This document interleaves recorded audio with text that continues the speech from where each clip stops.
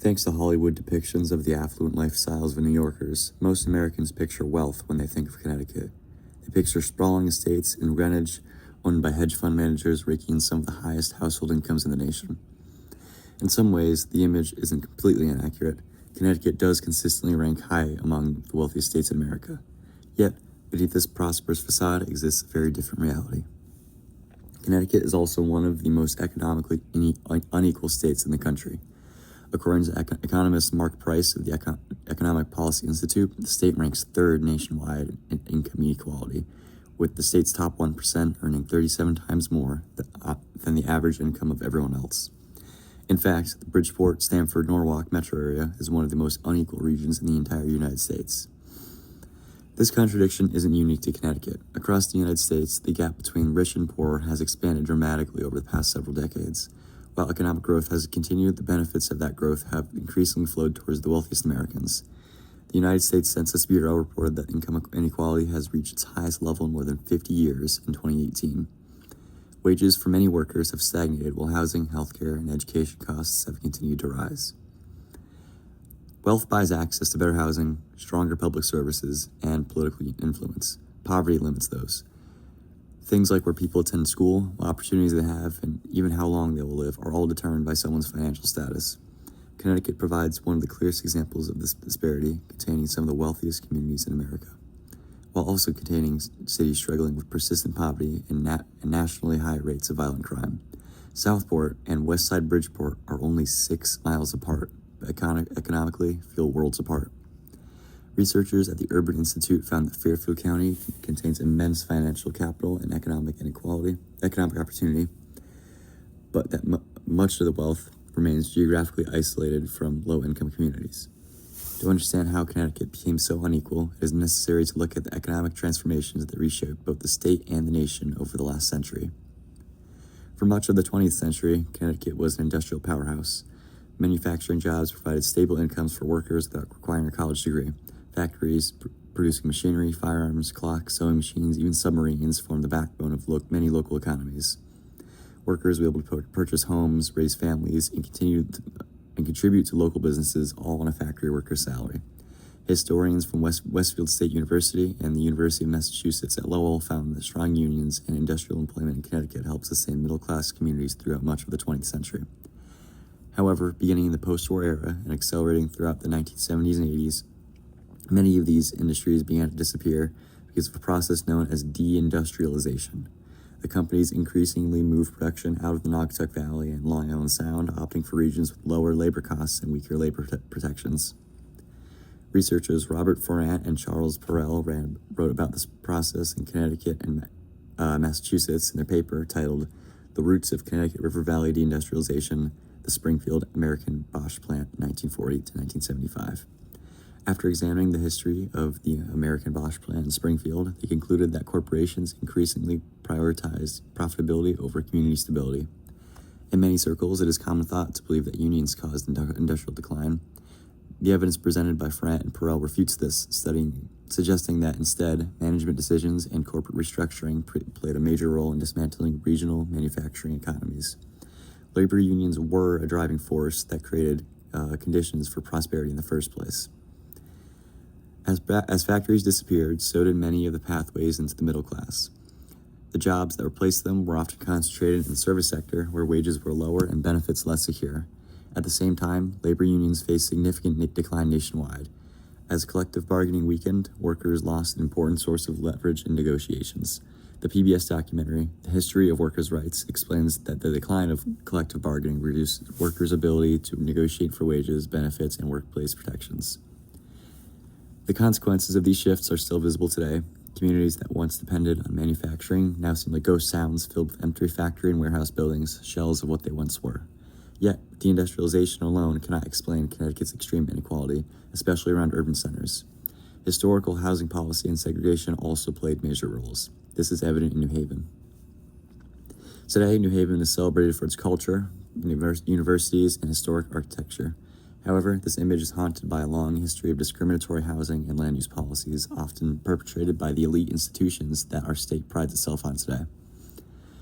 Throughout the 1900s, redlining, urban renewal, and exclusionary zoning practices systematically separated communities by race and income. These policies were not accidental byproducts of the free market. They were deliberate government decisions that shaped where people could live and what resources they could access. According to researcher Paige Panek, these striking comparisons are not accidents. Architecture reflects attitude, and it tells us who is valued in a place and who is not. The physical landscape of the city reflects these choices. Some neighborhoods, like downtown and Worcester Square, received investment and protection, while others, such as Dixwell and Church Street South, were marked for demolition and targeted for displacement. Urban renewal projects, especially during the practice's golden era in the 1950s and 60s, frequently targeted working class and minority groups. Meanwhile, exclusionary zoning practices across Connecticut limited the construction of affordable housing in many affluent suburbs. This effectively restricted access to high-opportunity communities where schools, infrastructures, and employment opportunities were strongest. These consequences continue to make economic mobility increasingly difficult. These historical forces set the stage for one of the most controversial players in New Haven's complicated history, Yale University. Yale is one of the wealthiest institutions in the world. Its endowment is measured in the tens of billions of dollars. The university attracts students and faculty from around the world and serves as a major economic engine for the region. Yet, Yale also exists within a city where many struggle with poverty and housing insecurity. Already underfunded public services fight to retain their budgets year after year. And just until the turn of the 21st century, New Haven was known as the murder capital of the U.S. So how does such an unfortunate environment exist so close to the best university in the world? One reason is Yale's tax-exempt status. As a nonprofit institution, much of the university's property is exempt from local property taxes. Research from the Lincoln Institute of Land Policy demonstrates that the large nonprofit institutions often impose a lot of fiscal pressures on host cities because they consume public services while contributing substantially less property tax revenue than comparable private landowners. To offset these losses, cities often rely on payments in lieu of taxes, or pilot programs. However, researchers found that such voluntary payments from these institutions rarely compensate fully for the revenue lost through tax exemptions. So, these pilot programs often just serve universities as a smaller price to pay to put on the facade that they're sufficiently contributing to their communities. Critics argue that this creates a situation in which a wealthy institution continues to expand while the city surrounding it struggles to fund essential services. This tension becomes especially visible when comparing Yale's campus with adjacent neighborhoods. Reporting from Roca News on a YouTube documentary shows the sharp contrast between Yale's institutional wealth and nearby neighborhoods experiencing poverty, disinvestment, and limited economic opportunity. Residents interviewed in reporting on New Haven frequently describe a sense of separation between the university and surrounding communities. While Yale itself generates immense wealth and opportunity, those benefits are not seen or felt equally throughout the city. At the same time, it's important to recognize that Yale did not create New Haven's inequality by itself. The roots of these disparities extend far beyond any single institution. Rather, Yale exists within, and sometimes benefits from, a system shaped by decades of deindustrialization, segregation, and unequal development. Despite these challenges, though, Connecticut has not remained stagnant. In recent years, policymakers, advocacy groups, and community organizations have increasingly focused on addressing this economic inequality, this affordability crisis. Housing costs have become a major legislative priority. Recent housing reports from the Partnership for Stronger Communities have identified Connecticut as having one of the most constrained housing markets in the nation, increasing pressure on lawmakers to expand affordable housing options. As a result, efforts to expand affordable housing, reform zoning regulations, and encourage development in exclusionary communities have gained momentum. Labor advocates continue to push for stronger worker protections, higher wages, and expanded collective bargaining rights. Economic development initiatives seek to reconstruct struggling communities with investment and employment opportunities. Researchers at the Urban Institute argue that future growth in Fairfield County depends on expanding access to opportunity and reducing the barriers that separate wealthy and low-income communities. Now, recently, I was privileged enough to be able to sit down with someone who's helping lead these sorts of legislative pushes. This next clip is from my interview with him. He kind of didn't answer my first question, but that's fine because he gave a really in-depth answer as to what some of his goals are. So I'm here with Connecticut State Representative Corey Paris. So I had 3 questions to ask you about economic inequality. Okay. So what is one past piece of legislature that you've worked on in your time in office that you believe is effectively combating this issue in Connecticut? So income inequality is the biggest driver for people not being able to survive in Connecticut. And it's also the biggest driver in terms of the disparities that we have with wealth. So one thing that I really have focused on is because when those are factors in being issues with working families, a lot of working families fall into poverty. A lot of children are born into poverty. And so what we see right now is that people who are even making $100,000 a year or more are still living paycheck to paycheck. For us, we have to lower the rising cost of housing, we have to lower the cost of childcare, health insurance. For me specifically with policy, I try to focus on building out a task force that will talk about poverty and how we get rid of poverty as it relates to food, children, healthcare, education, and I think that will put us on a better opportunity to talk about taxes, income inequality, and making Connecticut a stronger place for families. Okay, thank you. My next question is... That was probably the best answer I've ever given. Well, I'll make sure to put that on Twitter. Oh yeah, please, not a problem, that's fine. All right, what is one major reform that you would like to see statewide?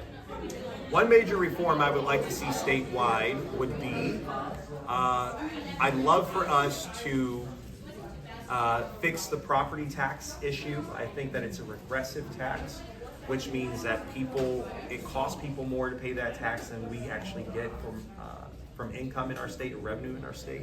So I'd like to fix the property tax issue. In addition to that, I think another thing that should probably just be looked at is likely more benefits to people who are on public assistance so that we can help them have more in the moment so that they can lead out and be in better footing once they get off the system's benefits and resources. Okay, and then my next question, which is the main topic of my project. Well, what role do you think elite institutions such as Yale University and Haven have played in their communities, considering both their influence in municipal policy and often their tax-exempt status as nonprofits? That's a good one.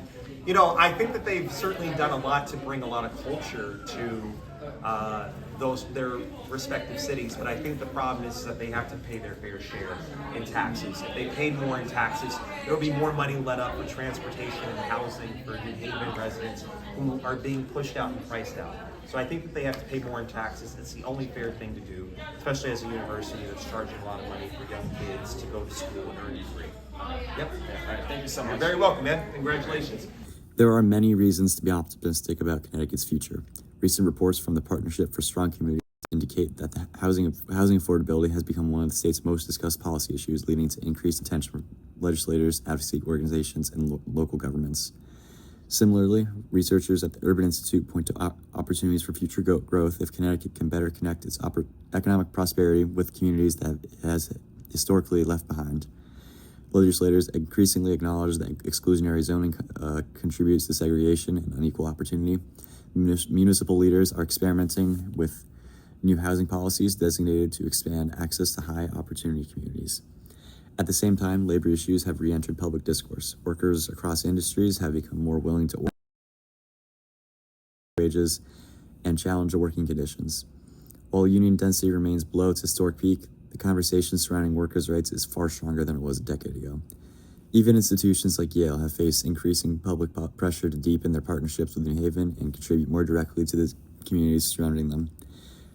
Though debates continue over taxes, housing, development, those conversations themselves reflect a growing recognition that inequalities is not simply an individual problem, but a structural one.